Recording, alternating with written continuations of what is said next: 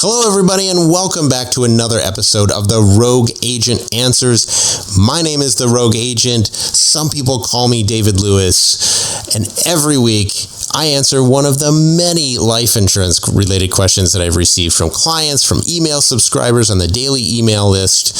Questions floated to me from across the interwebs, in the comments sections, which I know you're not supposed to read, or just interactions that I've had with people in real life over the past 20 years, which is a long time. And some of these questions I just scribble down on scrap pieces of paper. Some of these are stuff I've written down on my phone. Some of it is on Post-it notes scattered all over the office. And every week I answer one of those questions. So if you'd like to ask your question, drop them in the comments section or join my email list for more life insurance tips and advice at therogueagent.com. Also, keep in mind that nothing in this podcast is or should be construed as financial, investment, legal, or tax advice. In fact, nothing that I say in this podcast should be construed even as insurance advice, as I don't give individual advice blanket just across the internet unqualified to random strangers. So if you need any of that stuff, contact a licensed professional that you know, like, and trust, preferably someone licensed in your jurisdiction. And now for this week's question. How often can I adjust the premium payments on an IUL without messing up the policy or its cash value growth? Not often. IULs and actually all of universal life policies are kind of this way. They're just very sensitive to premium payment changes. And it's because there's no guaranteed level premium. So the policy is funded entirely by the accumulated cash value, which is non-guaranteed. As long as current premiums and interest credits are higher than insurance and policy charges, your cash value is going to keep growing. But if expenses rise higher than premiums and interest credits, which they can, very easily do, then your cash values are going to backslide. And if your cash value drops to zero, your policy lapses and it's game over. So IULs work by using interest credits. Instead of paying you a fixed interest rate or like what are called new money rates, whatever the current interest rate is, they take those interest credits and they buy call options or a bull call spread, if you're familiar with how options tradings work, on the S&P 500 or other index, or like the Dow or NASDAQ sometimes. I mean, usually it's the S&P. If the calls are profitable, then those gains are credited as interest credits to the policy. And call options tend to be very volatile. And so interest credits can bounce around a bit from year to year. And there's, if you know anything about investing in options, you're fighting a couple of different things every time you buy a call. Anytime you buy an option, you're fighting like data decay and all this other stuff. So there's a lot that goes into trying to manage the call options. And so even if the S&P 500 does really good, you still might not get that much. It just depends on, the, how everything shakes out at the end of the year. So the way that IULs work, the policy is meant to be funded pretty much at full throttle all the time.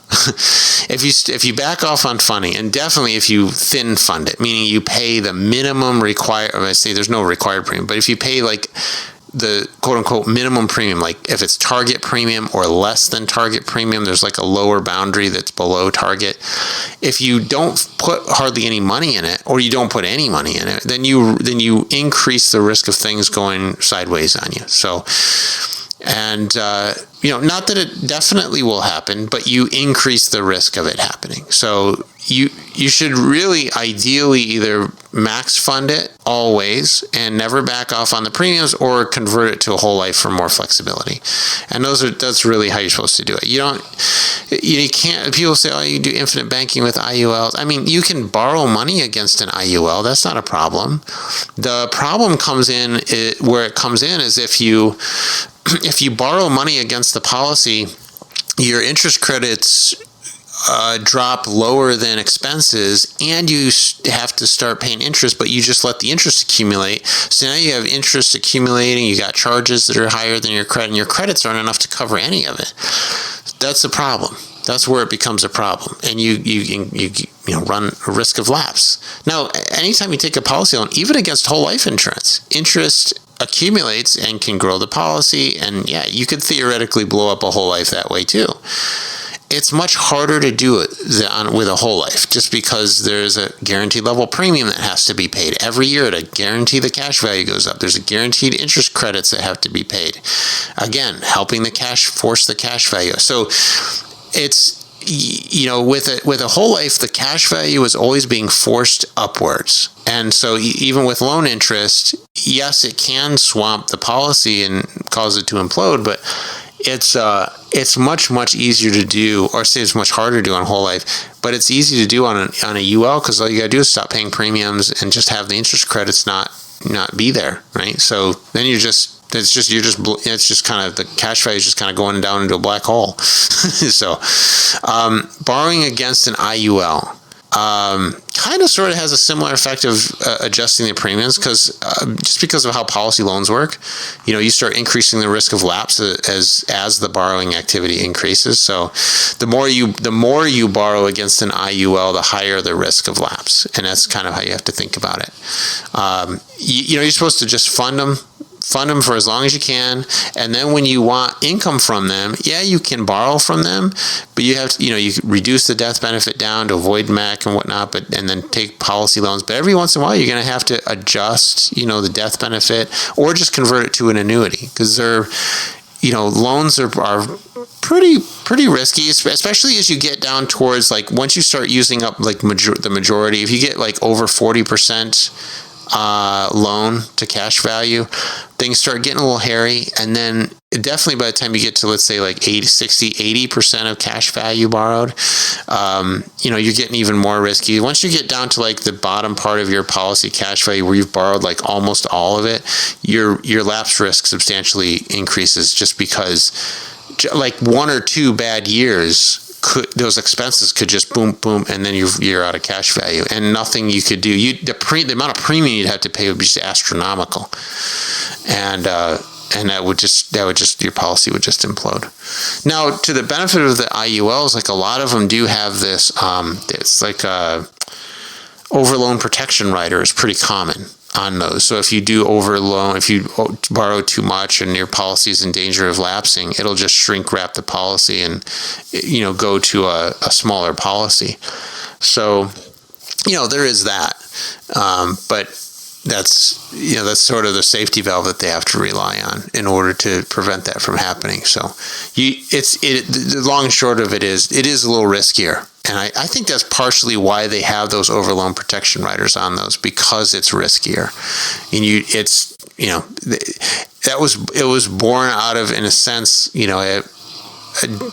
demand or necessity, market necessity or whatnot of the product, just of how it's made. So yeah. Anyway, that's how the loans work, and you just have to be careful with them. I hope I don't scare anybody, but yeah, you just have to be careful with them. There's not, it's a variable. The higher you go up on the risk ladder, the riskier it is. So it's kind of risky to borrow on a UL, riskier to borrow on an IUL, really risky to borrow on a VUL. So it's just you just keep ratcheting up the risk, because the more non-guaranteed elements you introduce into a policy, the riskier it becomes for borrowing and everything else. So anyway, that's it. Thanks for asking the questions. This is a good one. I like these. I don't get to talk about IULs or ULs that much. Some of the deeper details. A lot of people have questions about whole life and term. But anyway, keep sending them in, and I will see you in the next one. Okay, that's it for this week's question. If you'd like to add your question to the list, just drop them in the comment section or send me an email. And if you want more life insurance tips and advice, just head on over to therogueagent.com and sign up for my daily email list.